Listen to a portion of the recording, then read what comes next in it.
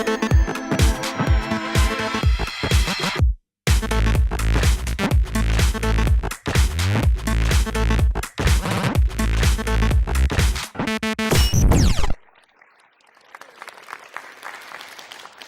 and welcome to The Y Generation, a show where we talk about all the things that matter to our generation. Well, I've got to say we're happy and sad all at once. Happy because it's our 10th show and we have loved every minute of it, but sad because it's our final show of the series. No pressure, guys, but we better make it a good one. Let me introduce to you our outstanding panel who are not afraid to share their views no matter how controversial. We have Rachel. Hey. Adam. Dreams really do come true. Amanda. Hey. And Shane. West Side. Our first segment, Because Why Said So, leads us into a viewer letter. Hey panellists, a girl at my work really annoys me. She is always going on about the fact that women are treated unfairly in relation to pay, rising to management levels in the company, and the list goes on.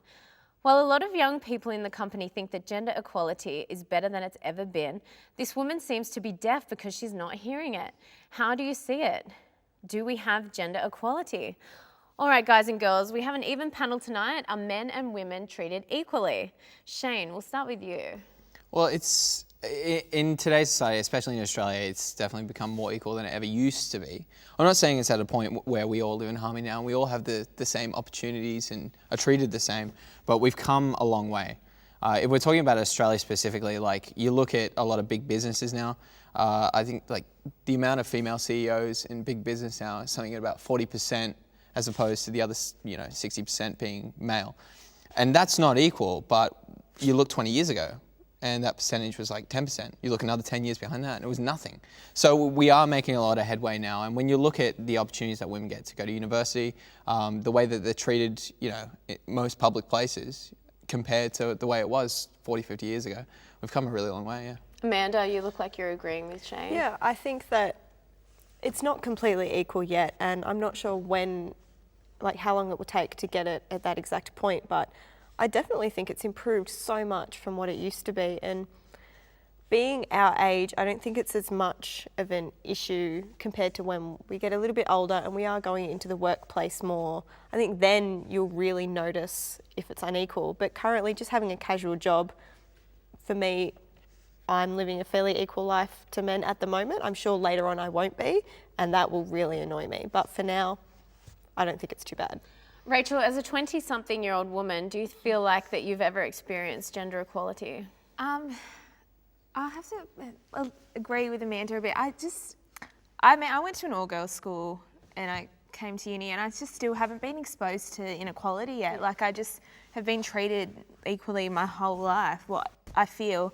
And I'm not sure how old the girl is in the letter that annoys the writer, but I mean, 10, 15 years ago, it would have been a struggle. I can understand that. But now, probably not so much. And maybe I'm just not exposed to it yet. Like, I don't. Are you aware that women in the top jobs are paid 17.5% less than men? See, I'm not, because, I'm probably uneducated in that area. But I probably represent a large majority of Gen Y, just unaware of really what goes on in those jobs. Adam, we haven't heard from you yet. Well, when you think about equality, all I think about is true equality only works if you're on the winning side.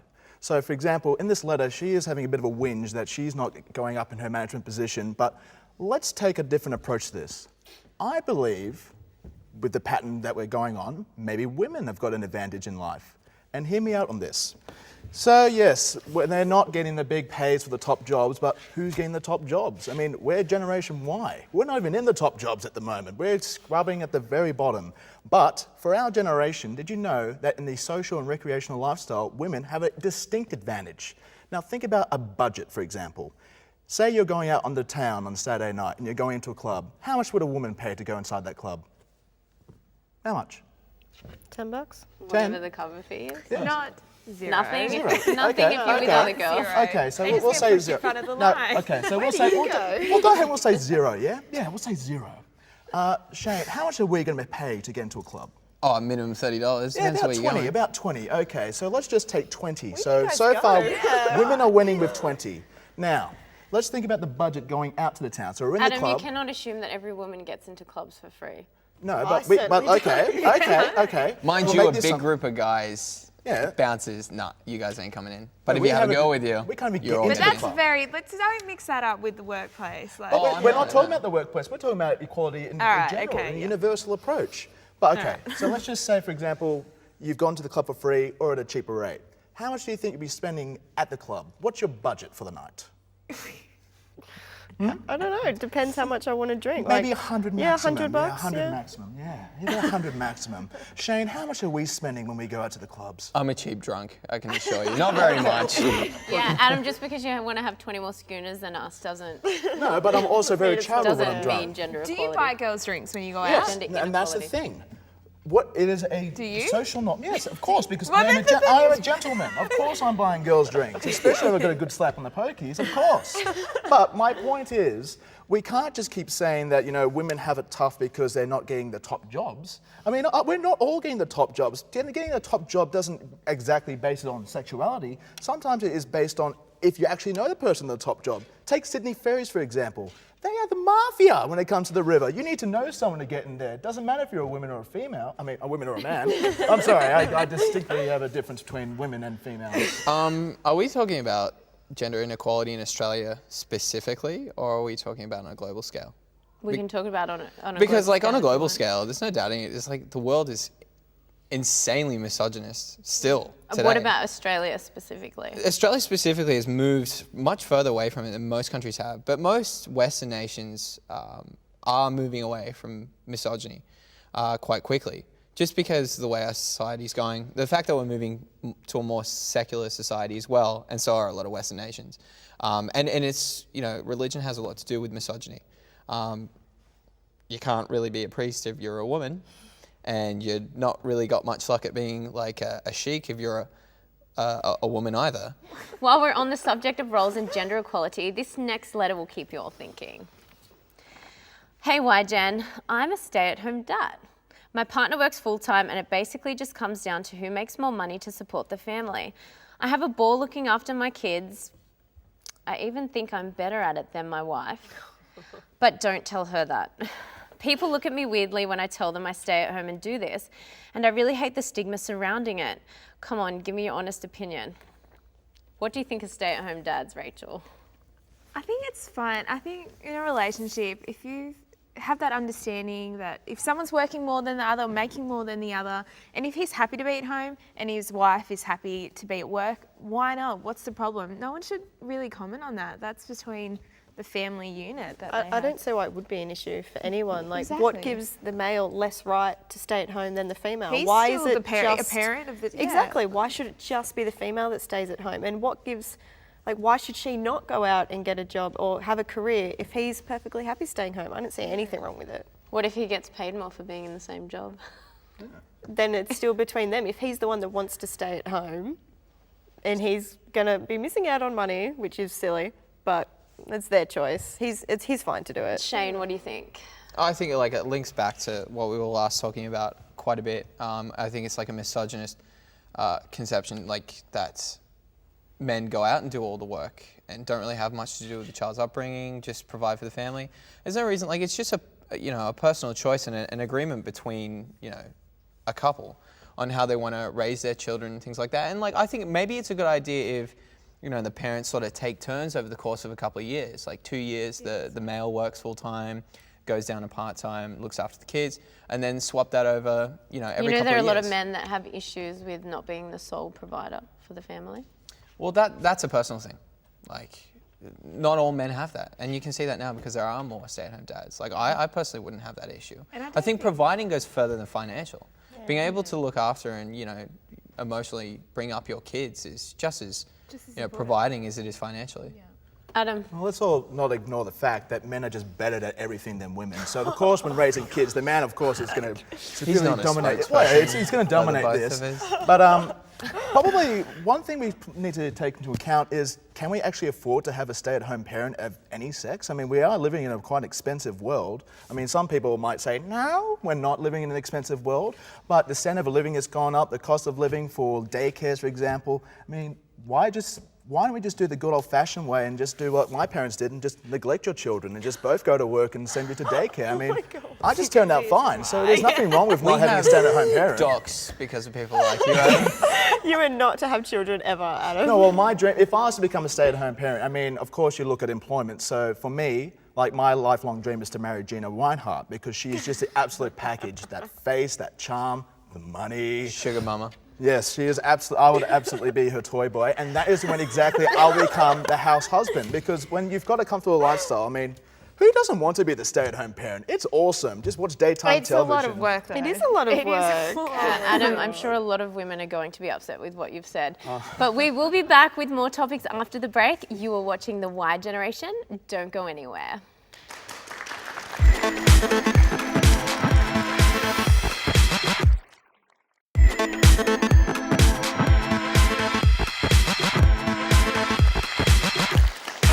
Thanks for joining us back on The Y Generation. Now, often older generations shake their heads at our failure because we don't meet the milestones in life that they did at our age. Some see it as a simple generational shift. Others think our carefree, seemingly irresponsible attitude will mean the future is doomed with us leading the way. Our favourite reporter, Jess, surveyed the punters to get their thoughts on the subject. No, I don't think it's doomed. They just are going to be better. I think they are qualified enough to run this country. Absolutely not. I think the future is very opportunistic. They're very open to new ideas, and I think we'll see a lot of great things happen. I think we're a lot smarter than what people make us out to be. I think we just generalise into this one big group of just being complete stupid idiots. I don't think we're all like that. I don't think that with Y generation leading the way we're necessarily doomed. I just hope that the other generations find a way to prolong their life significantly. No, it's not going to be good. They're coming up in a world that's, and I mean all the violence and everything out there, and that's the worst part about it. The kids love all the violence. They watch it on TV, they play it, video games. So yeah, something's got to be done, and done now.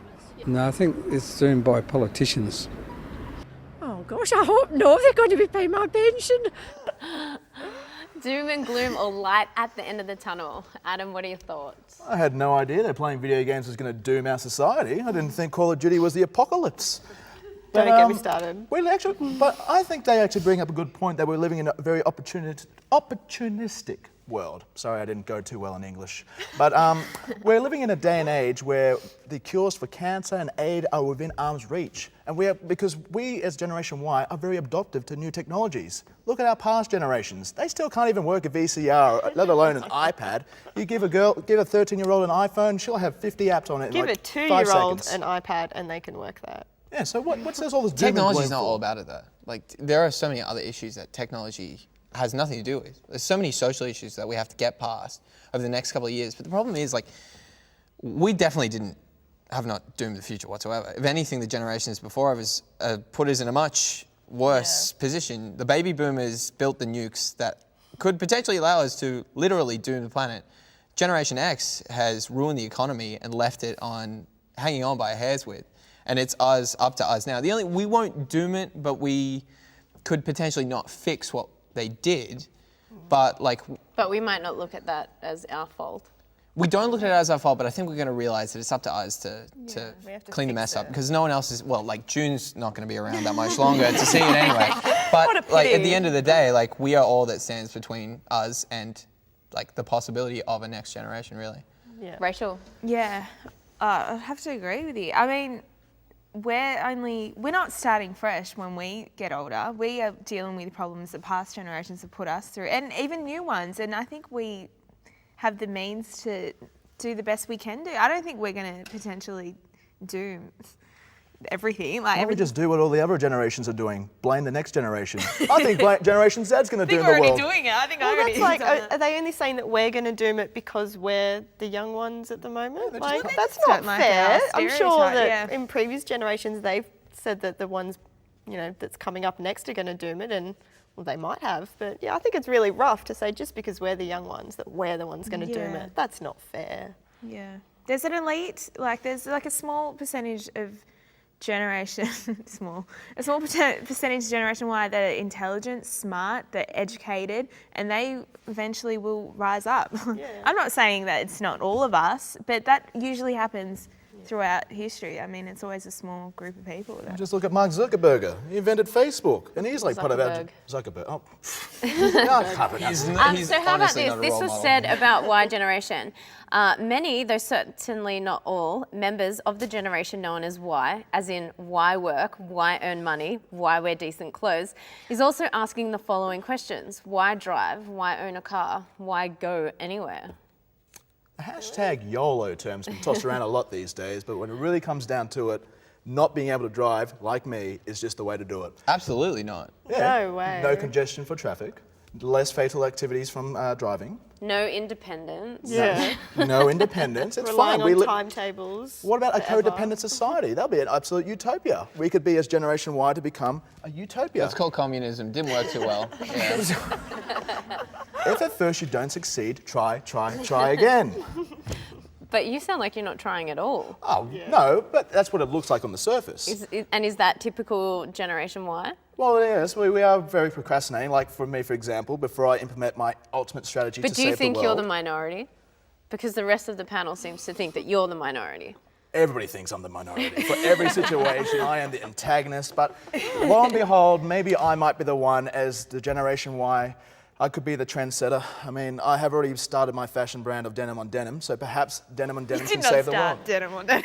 No, but I did bring it back from the brink of destruction. You should have left it there. If I can bring back denim on denim, then maybe us as Generation Y can bring back the world to a better state. Well, maybe the future was already doomed, and it was just handed to us to sort out. We'll be back with more of the Y generation and some hot topics that you won't want to miss. Don't go anywhere.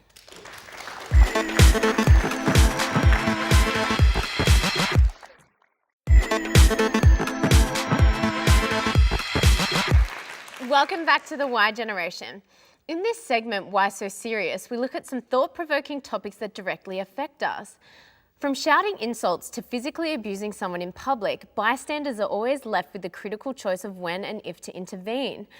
Putting our personal safety on the line, is there a right time to get involved or should we stay out of it? Shane, what are your thoughts? Well, it's very relevant at the moment, isn't it? Like, how much have we seen lately of just ridiculous behaviour on like public transport and out in public, be it racial or just like drunken, abuse? It was Lieutenant David Morrison, who's chief of the Australian Army, said really recently when he exposed sexual abuse in the Australian Army, said something that's really relevant to all of this. The standard you walk past is the standard you accept. And we unfortunately see so much of it. The people who ignore this sort of stuff, you condone it. If you're not going to say anything against it, if you're not going to stand up for it, you to some degree are not outraged enough to be able to do or say something about it. And so many people say, don't get involved, don't say anything because you'll get hurt or something could happen. That's such a cop-out. We have free speech, we have freedom, we have democracy in this country, but that comes at a price. People have had to fight for this sort of stuff. And it doesn't mean we all get to sit on our asses now and not do anything about it. Like, there are other countries like in the third world, and not even just in the third world, where people have to deal with stuff like, the militia are coming today to cut off all our heads. But all we have to really deal with is like just a few irate people on trains and stuff. These people do need to be put in their place. People do need to stand up with them. Or else these people think it's okay, and that's why it keeps happening, because no one says anything, and no one has said anything. Amanda, we'll come to you. Do you think that sometimes intervening can make the problem worse?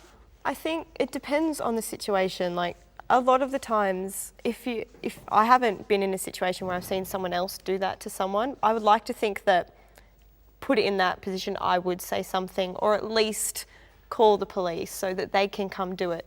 Get a description of the person doing it. Don't just walk away and pretend it's not happening, because that's awful. The person it's happening to wants someone to stand up for them, because obviously they can't stand up for themselves in that situation. And it's so sad that no one is standing up for them. What if you can't determine the difference between a boyfriend and girlfriend fighting to what happened to poor Jill Ma? Yeah. But he was following her down the street. Like, how do you tell the difference? And if you're unsure, just do it anyway. Just intervene. Just ask her. If a guy's yelling at a girl, just say, "Are you okay?" Like, then she might just say, "Oh, sorry, it's just a tiff between us." And then at least you know that you've at least tried. How will you feel if you walk off never knowing if she was actually in danger or not? Yeah, but in these situations, are they exactly going to be honest about it? I mean, you've got like domestic disputes all the time, and the person will never admit that there is a problem because there's a fear of repercussions. Like for me, like we can all think in like hindsight, oh, I should have done this, I should have done that. But at the end of the day, I mean, there is a real danger about intervening in these situations. So, especially if it's in like an empty street. Especially in an empty street when there's no one around. I mean, just take for me, for example, if I'm there in my MJ Bale suit and Versace jeans and there's a rapist, I know I'm going to be running because I look pretty good in this suit. But in the end of the day, I mean, the thing that most people do as a form of intervening is just putting on your video, and upload to Facebook. That's not such a bad idea, though. It's not that bad. Because it's only just started happening and it's putting it into the public and people are talking about it more. You see, this sort of stuff happened all the time and happens all the time and it doesn't always get filmed.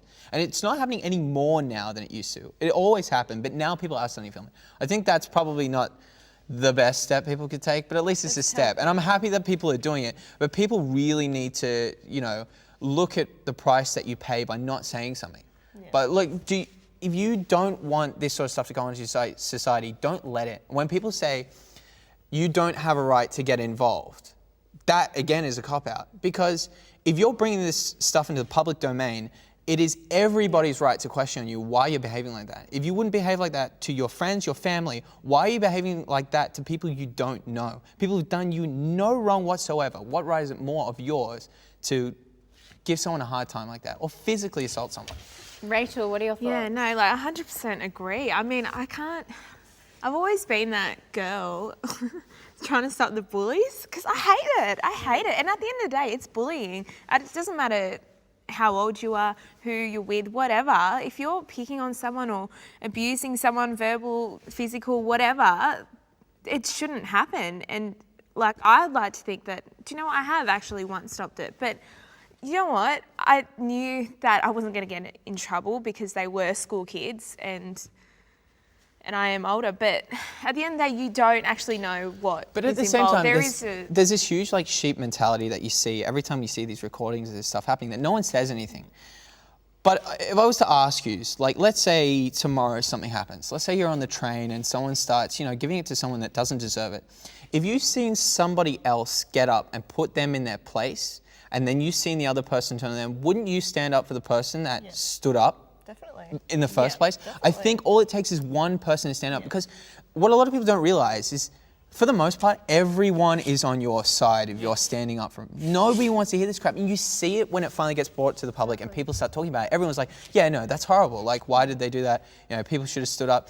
It does take one person to stand up, but I think if one person at least stands up, then other people get behind them as well. Yeah, because everyone wants to, they just might be a bit scared to do it, to be the first one in fear of endangering themselves. But I just think you shouldn't put yourself first if someone else is. If someone really needs suffering, you. Yeah, that's it. That's what. I just think it's a little bit selfish. Also, I mean, it is fear, but it is. But I think and people thought the Y-Gen would be the doom of us all, and listen to us now. We are truly guys, well, heroes. Guess what? It is that time. Yes, it is that time. We've tried to avoid it, but now it's here. Our last show of the series, and we really don't handle goodbyes very well. There's still a few of the team kicking around, so I'll get them up here with me. Hey! Oh, and there is one more. We did manage to drag her off the streets. Come on in. It's our roving reporter, Jess. Now, remember, this is not the end. It is just the beginning, and we've had such a blast making the show, and we hope you at home have had lots of fun with us. See you next series. Lots of love from us, the Y Generation team.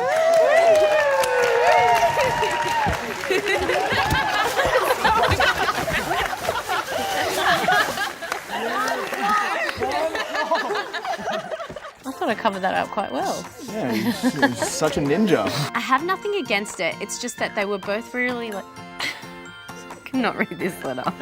Adam. Add me on Facebook. And Rachel. Oh, Sam. And I was so ready for that too. I was laughing at him. You had one job. Here's another topic that has changed through time. The clap just put me off, guys. Exception on this, but I can't do this anymore. You need a drink. Yo, I wanted to say girls are going to think you're a bastard, and I thought I'd get in trouble. Thinking long term, like the Cold War, pretty much. We're under attack. Thanks for joining us. Sorry, I have a really bad runny nose. They'll never hire me again. They'll be like, what, the girl with the runny nose? Why couldn't he just say it to me in person? Apparently he was... One job. You have one job, Chloe. I can't read this letter. I've got to get more sleep. I think being fat's fine. I mean, if you think about it, we have become... Oh, hi. And 3. I hate you. 4. Let's get this started. Letter again.